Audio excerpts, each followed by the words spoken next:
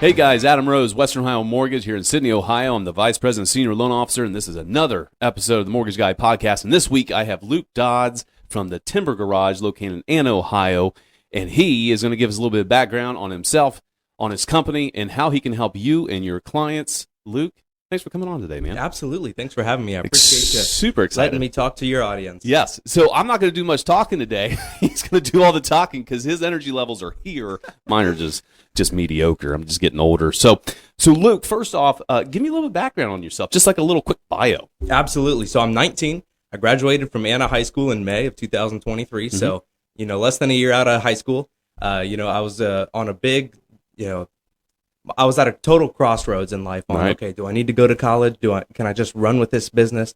This is my passion. This is what I want to do.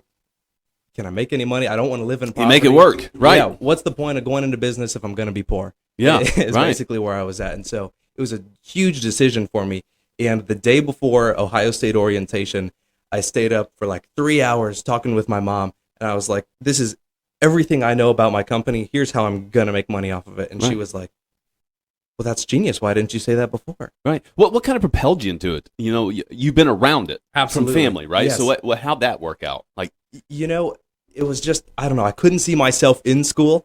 I couldn't see myself working for somebody else either. Right. When I think about, okay, where am I going to be in 5 years? I don't see myself sitting in a cubicle working for somebody else. Mm-hmm. I see myself out on sales calls. I love sales. I love interacting with people. Like talking to people. Absolutely. Yeah. I'm a people person. From being I like to talk. Yes, absolutely. I want to be friends with everybody. And so I can't make friends with everybody if I'm sitting in a cubicle all day. Right, that's true. I want to go drive around in my Honda and make friends with everybody. But now your dad did some construction and building, correct? Yes, he did. So you've always been around power tools and stuff like that. Were you the kid that was sneaking out to the barn and playing with stuff, and they had to keep an eye on you, or what? I always wanted to mess around with his tools, but he typically didn't let me. He was probably a a good strict idea. Parent. Yeah. So the saws and stuff, they weren't available for me. So my strategy around that, I was like 16, and I went to Lowe's shortly after Christmas. I had some money, and I bought a DeWalt power saw. And like a skill saw kind of. And got home and I started I had one little battery for it, so I started cutting some 2x4s in the garage. Didn't know what I was doing at all. And he comes out and he's like looking, he sees that I bought the saw, and his eyes get real wide, and he starts like, okay, so scared but excited, like he's interested in it, but okay, absolutely. We've got power tools. Yes. So he shows me, okay, here's how you got to work this. Don't let it bind up and cut your leg off. And so I hear some horror stories of his experiences on the job site. And well, someone that's been in construction or building homes all the time, when you're using that stuff all the time, you kind of let your guard down a little bit, right? And you just can't. You just can't. So as long as you're taught well. So tell me a little bit about the business, where you're located, what you provide to clients. Yes. So my business does two different things. So I always say, we're custom woodworking. Yep. Well, that's a huge, umbrella of things. But the two things we specialize in mostly is custom furniture. So, if you wanted a table like this, that's right up our alley. This table was purchased before I even met him, just for the record. Huge bummer. So, a table like this, a dining set, conference room table, all sorts of those things. Right. Easy projects for us, right up our alley. And one of the first projects that I ever made were cutting boards. And I thought, okay, these things are awesome. They're easy to make and people want them. But, I can only sell one to one person. How can I sell a ton of these to the same types of people? Right. And so I was like, okay, business, sell them to businesses. Mm-hmm. And so, I start getting connected with every single business that I can. But when I would come home from school, I was a junior, and I would pick up the phone and start cold calling real estate agents and say like, hey, I have this cutting board. I want to give it to you. I want you to, check it out, feel how quality it is. And I want you to give it to your clients. I'm going to laser engrave your client's name on it, and I'm going to make it. You won't even have to touch it if you don't want to. It can ship directly from my shop, which was my parents' 2-car garage, directly to your client. Right. And nice. Didn't have a laser or anything. A friend of mine introduced me to the shop teacher at St. Mary's High School, and they had an industrial laser cutter. And so I befriended this guy. I called him up one day, like, hey, I got to make a cutting board, and I told him that I could laser engrave this. Okay. I need your help. Okay, so you made the promise before you had the tools to do it. I love it. Yes. Love it. Sell it. So started doing that. I would drive to St. Mary's 3 times a week probably for quite a bit of time, just trying to get this guy to engrave these boards for me. He was super cool. Did it for me. Just charged a couple of bucks for him to be there, taught me how to use it. And eventually he just unlocked the door and let me come in and do it. And going to St. Mary's enough allowed me to purchase my own. So I have a similar laser that he has in my shop now. Yep. And so we fulfill everything start to finish. It was in the garage. Now I'm in a commercial location. Yeah, let's talk about that, Yes. actually. So you started out in the garage. It was obviously, it saved you money, right? It's a great way to start a business. Absolutely. I mean, very, very low overhead expense, and you had all the tools right there, and you can go to town from dawn until dusk and fill those orders. But now you've expanded a little bit, Yes. right? So where are you at now? Which I'm location? in New Bremen, Ohio. Okay. We're on the north side of town, and I'm in a 3,500 square foot building. My bad. Someone's trying to call me already. Sorry, guys. It's all right. It Go happens. ahead. So I'm in a 3,500 square foot commercial building on the north side of New Bremen, and that's a heck of a lot bigger than my 450 square foot 2-car garage. Yeah. And so my parents are happy to park in the garage again, and I'm happy that I have space. That's a lot of space. That's a lot of space. You going to be able to fill it up? Oh, yeah. Yeah, awesome. Are you going to, so with that in mind, with all this new space, are you planning on, are we expanding any additional business ideas or services or products or anything like that? Like, what's the next 5 years look like for you guys? So one of the big pushes that I'm doing, and I started doing it in the end of 2023 and 2024, is having a whole catalog of dining sets that you can just pick from. So I currently have about 40 different dining sets that you can choose from, and we can fulfill one. Now, it takes our shop about 3 to 4 days to make one start to finish. We have lead times, and obviously it's going to take you 2 to 3 months to get one from us. And so we can fulfill one very quickly. So I'm trying to perfect those systems to make it even more efficient. Right. You know, if we could turn a 4-day table into a 2.5-day table, obviously we have glue times and finish times that need to dry. Yeah, they need cure. But, if we can minimize the amount of manpower that goes into a table, make it more efficient, and essentially make it so that some high school kid can come in, have a day of training, and the next day be making $5,000 tables, that's where I need to be. Yeah. And so then that opens up the skilled labor. So it's myself and one other person at the moment, and he's very, very skilled.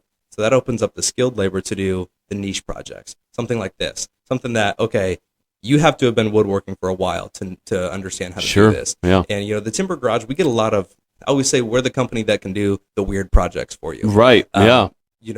This is kind of a weird table, but I've showed you things in BNI. We do a lot of more weird projects, just random stuff. It seems random to me, but very specific to other people that they need, and they can't find anyone else to do it. And we're the guys that can take that on.